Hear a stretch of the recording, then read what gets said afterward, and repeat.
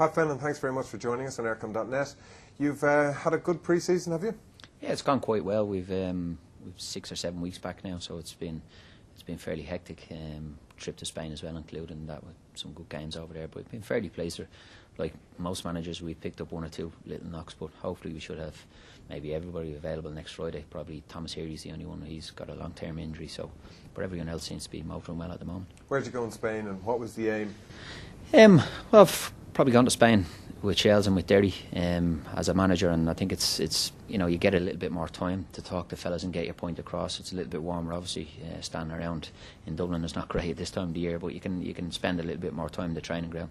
And plus, as a new manager and some new players coming into the club, it's good to you're living with each other for a week, so you sort of get to know people a little bit quicker as well. So I think overall it went quite well.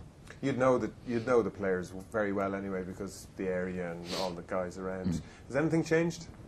No, I think I've managed a fair few of them, whether it be a Shelbourne or Derry City. So and obviously I played against some of them within the league as well, and obviously managed against them. So you know fairly well the players over the years. You get to know them. No, but I've been very happy with their attitudes. They've been, everything we've asked them to do, they've taken on board, and it's gone quite well. What about the Spain trip? What did you get out of it, and what could the players have taken out of it? Yeah, well, I think that what we got out of it was that, like I said, you're living with people and you're seeing their habits, whether it be their dietary habits or their living habits, and all that sort of stuff, which was a plus for me. And obviously you're getting to know people personally as well. And like I said, you can spend a bit more time with players when you're talking to them. Sit down, have a good talk to them, get a bit of feedback from them. From our point of view and the players' point of view, we spend a lot of time, obviously training sessions, how we're going to play, what we expect of them. So in that manner, everything went quite well. One of the stronger clubs everyone's putting you down as for the year? Yeah, well, I think Bows are a big club, and they're always expected to challenge. I think over the last few years they haven't done that, and that's probably why we've brought in some quality players. Obviously I've won a few league titles there as a manager as well, and people look at that. But I think overall Bows will always be classed as a team that should be challenging for trophies, and rightly so. We've got a good squad. It's probably not as big as everybody else's, but quality we have plenty of, and I'm happy with that. A couple of other teams, who are they? Who you'd be really going for? No, I think there's 4 or 5 really quality sides in it this year. I don't think it's any secret the 5 or 6 teams that will be up there at the end of the day. It's what way it's spread out.